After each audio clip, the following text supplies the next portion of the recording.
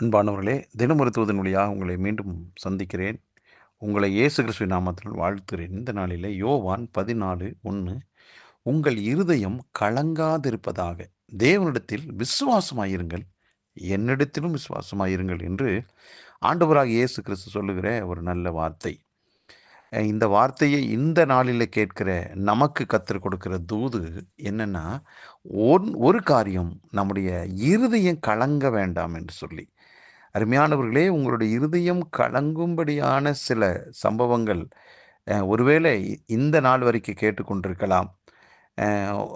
தவிர்க்கவே முடியாத எத்தனையோ சில பிரச்சனைகள் வந்துவிட்டது என்று சொல்லலாம். தடுத்து நிறுத்தவே முடியல என்று சொல்லி சில பிரச்சனைகளை சொல்லலாம்.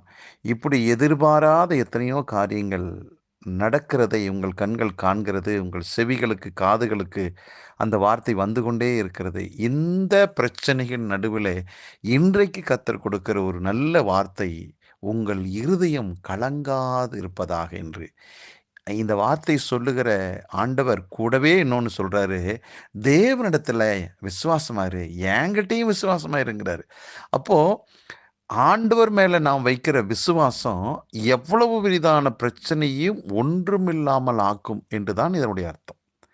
ஆகவே இந்த காலை நேரத்தில் இதை கேட்டுக்கொண்டிருக்கிற நம்முடைய வாழ்வில் ஆண்டவர் மேலே வைக்கக்கூடிய விசுவாசம் என்னென்னா, ஒரே ஒரு விசுவாசம், எனக்காக சிலுவையிலே என் தேவன் எல்லாவற்றையும் செய்து முடித்து விட்டார்.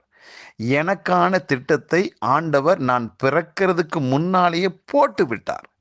எனக்கான எல்லா காரியங்களையும் அவர் செய்து முடித்த பிறகு அவர் எழுதி என்னை குறித்து வைத்திருக்கிறாரே, அதை மாற்றவோ, என் மேலே தேவன் வைத்திருக்கிற திட்டத்தை மாற்றி அமைக்கவோ இந்த உலகத்தில் வேற எந்த சக்திக்குமே அதிகாரம், வல்லமை இல்லை என்று விசுவாசியுங்கள். ஏனென்றால் உங்கள் உலகத்தில் சொல்லுவாங்க, தலையெழுத்துன்னு சொல்லுவாங்க. ஆண்டவர் எழுதி வச்சிருக்கிறார் உங்களை குறித்து ஒரு சித்தத்தை. அப்படின்னா அதை யாராலும் மாற்ற முடியாது. ஆகவே நீங்கள் கலங்காதீங்க. எதிர் வருகிற எல்லா சூழ்நிலைகளும் உங்கள் வாழ்க்கையும் மூழ்கடிச்சிருமா அப்படிங்கிற மாதிரி சொல்லலாம். ஆனால் தேவன் உங்களை மூழ்கடிக்க விட மாட்டார்.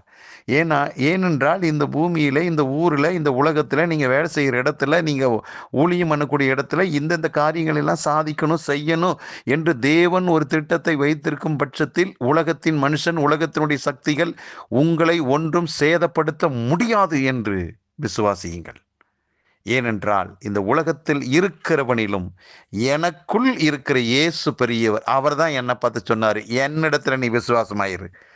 அப்போ அவரை மிஞ்சி, அவரை தாண்டி, அவரை தள்ளி விட்டுட்டு எந்த சக்தியும் வந்து உங்க மேல கை வைக்க முடியாது. விசுவாசிங்க. ஆகவே பிரியமானவர்களே, இந்த நாளில் உங்கள் மனசு எதை குறித்தும் கலங்க வேண்டாம், பயப்படவே வேண்டாம். ஆண்டவர் எனக்காக எல்லாவற்றையும் செய்து முடிச்சிட்டார்.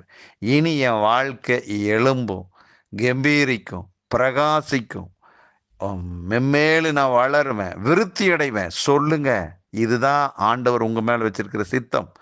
ஆகவே இந்த திட்டமும் இந்த சித்தமும் இந்த நாளில் நடக்கப் போகிறது. தைரியமாக இருங்கள். கர்த்தர் வார்த்தை மேல் விசுவாசமாக இருங்கள். வெற்றி உங்களுடையது. நல்ல பிதாவே, இந்த நல்ல வேலைக்காக நன்றி.